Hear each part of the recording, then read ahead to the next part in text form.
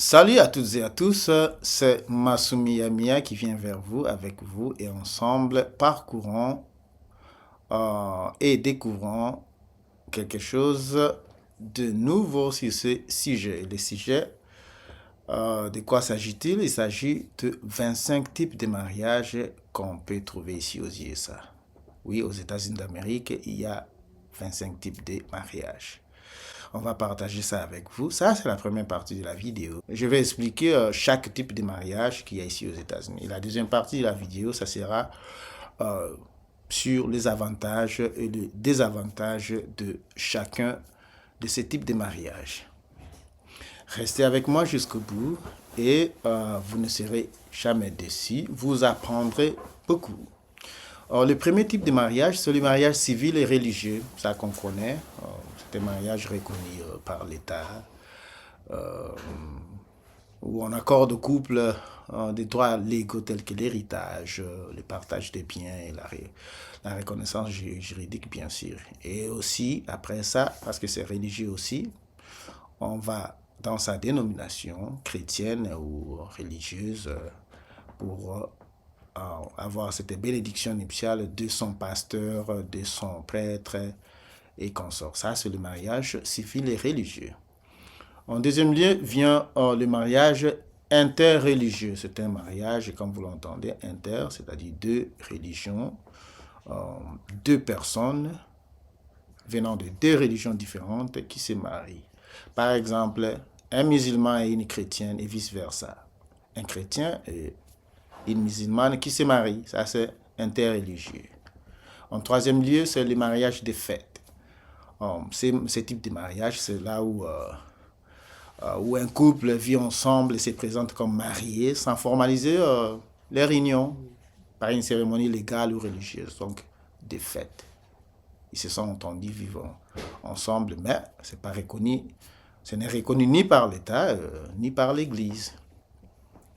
En quatrième lieu, c'est le mariage monogame.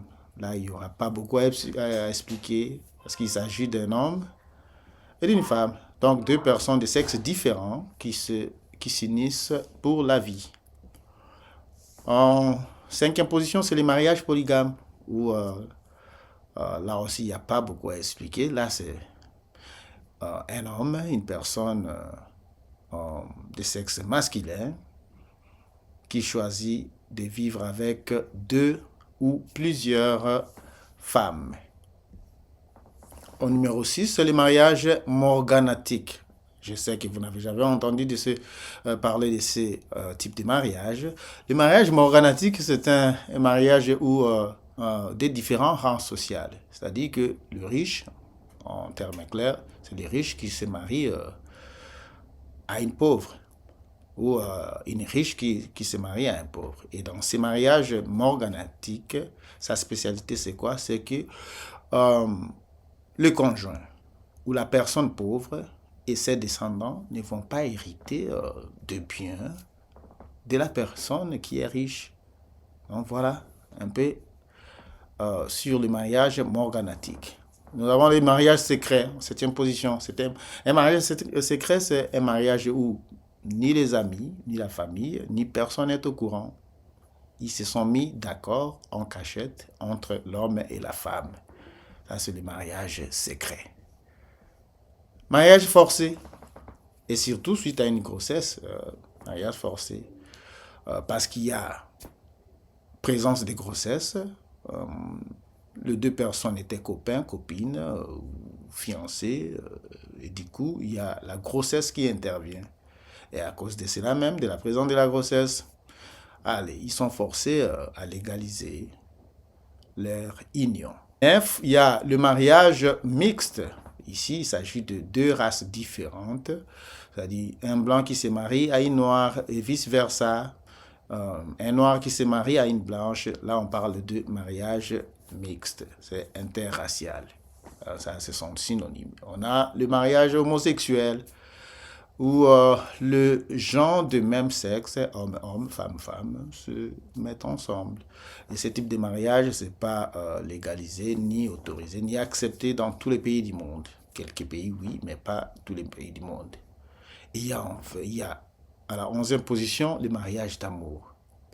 La raison d'être de leur union, ce n'est ni l'argent, ni les finances, ni la pression, ni quoi que ce soit, ni aucune influence extérieure, mais la base de leur mariage, c'est l'amour. C'est juste à cause de l'amour qu'ils se sont mis ensemble. Et ça, on appelle ça les mariages d'amour. En 12e position, c'est les mariages arrangés. Ici, ce sont les familles qui jouent un peu, qui ont beaucoup de rôles à jouer dans ces genres de mariages. Mariage arrangé. Allez, telle famille, la famille A qui choisit euh, une personne pour donner comme mari ou comme épouse à leur enfant. Donc, ce sont les deux familles qui s'arrangent pour que leurs enfants se marient. Ça, c'est le mariage arrangé. En 13e lieu, c'est le mariage de convenance. Ça, c'est un mariage contracté pour des raisons autres que l'amour. Comme des avantages financiers ou un statut social ou des avantages liés à l'immigration. Vous savez, dans ces pays, comme dans d'autres pays aussi, les gens se mettent ensemble pour des papiers. Un immigré qui n'a pas de papiers de résidence se met ensemble avec les natifs ou bien quelqu'un qui a des papiers et puis, bouf, il se marie. Et ça, c'est le mariage de convenance. 14e mariage, type de mariage, c'est le mariage zombie. Ah oui, le mariage zombie, c'est que les deux personnes, les deux individus, hommes et femmes, en public, ils sont ensemble. Ils font semblant d'être ensemble, d'être un couple qui vit ensemble. Mais quand ils sont seuls à la maison, c'est catastrophique. Il n'y a pas cette relation-là. La relation est absente. La complicité, l'intimité n'existe pas. Mais seulement devant les gens, ils font ces semblants-là. C'est ça qu'on appelle le mariage zombie. Numéro 15, le mariage de groupe. Ici, il s'agit de groupes de gens qui se mettent ensemble, les hommes et les femmes, et qui disent que, bon, nous allons vivre ensemble comme des mariés. Comment faire comprendre ça en simple mots? Oui, ils vivent ensemble. Prenons 10 personnes qui vivent ensemble, 5 hommes et 5 femmes. Un homme est marié à toutes les 5 femmes. Tu peux aller au lit avec une femme numéro 1 et tu te réveilles avec numéro 5. Donc, tu es le mari à toutes les 5 femmes et vice-versa. Donc, tu es marié à tout le monde. Ça, c'est le mariage de groupe. Ils se sont décidés comme ça. Ce sont des choses bizarres qui se passent ici dans ces pays. En 16e lieu, c'est le mariage parental. Oui, nous sommes ensemble rien que pour élever nos enfants parce qu'ils sont encore mineurs. Ils sont sur le point de divorcer, mais ils repoussent leur divorce à cause des enfants. Là, c'est ça qu'on appelle le mariage parental. Ils sont là rien que pour les enfants. Dès qu'ils grandissent et prêts à quitter le toit paternel, là, ils vont achever ce qu'ils ont commencé. C'est-à-dire que le couple veut se dire que bon, il est temps de nous séparer. Et le mariage, en 17e position, c'est le mariage de sécurité. C'est un mariage de sécurité, c'est là où l'union est basée sur un échange ou un accord matériel. Et c'est souvent lié à la stabilité financière, au statut social ou aux avantages juridiques même. La sécurité. L'un ou l'autre se retrouve dans ces mariages à cause de la sécurité. Sécurité sociale, sécurité financière. Oui. En 18e lieu, on a les mariages libres.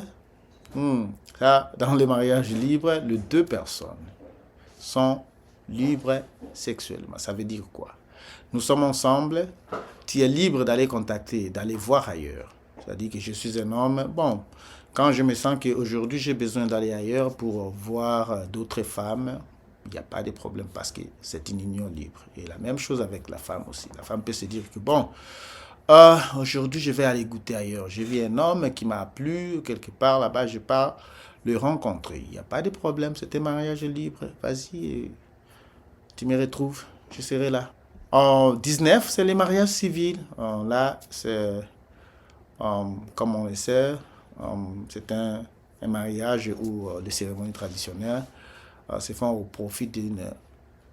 Il y a intervention d'une procédure légale reconnue par l'État. Mariage civil. Voilà. Numéro 20, on a les mariages à durée déterminée. Ça, c'est comme contrat. Nous allons nous marier pour 6 mois. Nous allons nous marier pour 1 année, pour 5 ans. Après, on va soit renouveler, soit nous arrêter là. Ça, c'est le mariage à durée déterminée. On se marie à une certaine durée. Après, on décide de continuer ou de s'arrêter. 21, c'est le mariage de partenariat. Dans ce mariage-là, le couple partage des responsabilités de manière égale. Ici, on dit 50-50, c'est-à-dire 50%, 50%. Tout ce qu'on fait, c'est 50%. La facture de l'électricité, c'est combien? C'est $20, ok, 10. Donc, le partage égal de responsabilité. Ok, aujourd'hui, toi, tu as fait ceci avec les enfants. Moi, demain, je ferai ceci avec les enfants. Donc, à partager. Ça, c'est le mariage de partenariat. C'est comme si vous faites du business, mais vous êtes mariés. 22, c'est le mariage indépendant. Dans ces mariages-là, indépendants, les deux partenaires valorisent l'autonomie. Contrairement au mariage libre, où l'accent est mis sur la sexualité, la liberté sexuelle. Ici, c'est plus l'indépendance, l'autonomie. Je peux faire ce que je veux, quand je peux. Et toi aussi, tu peux faire la même chose. Tu es autonome. On n'a pas à décider des choses ensemble. Ils privilégient leurs intérêts individuels et se laissent mutuellement de l'espace pour s'épanouir aussi indépendamment. Il n'y a pas de nous ici. Il y a moi. Maintenant, je veux faire ça, ça. Oh, c'est ok, c'est bon, tu peux le faire.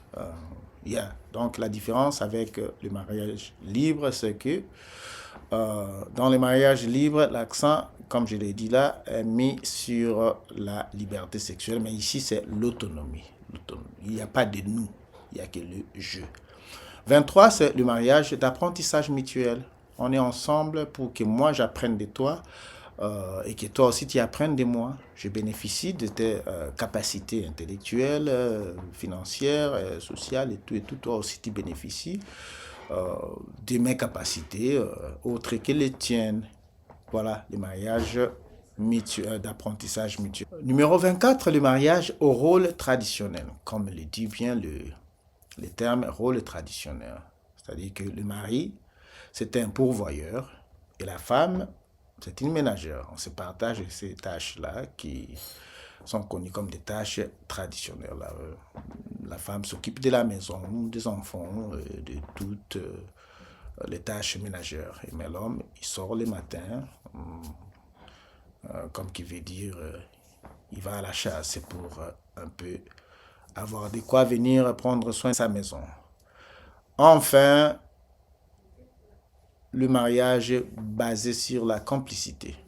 Ici, c'est un mariage de complicité, comme le dit les mots, sur l'amitié et le partage. Les couples s'attachent à partager les expériences de vie, à se soutenir aussi mutuellement et à être confidents l'un et l'autre. Il y a moins d'indépendance et davantage.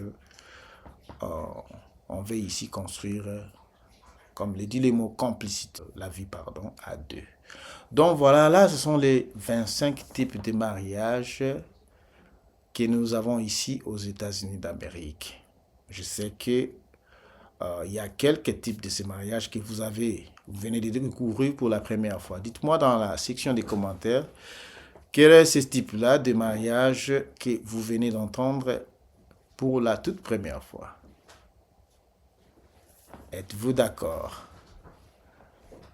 S'il vous était donné la chance de recommencer, quel type de mariage choisirez-vous?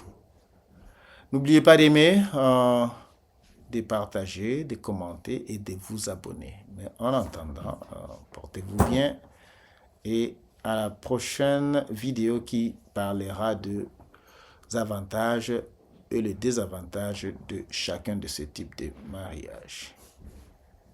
Ciao, ciao.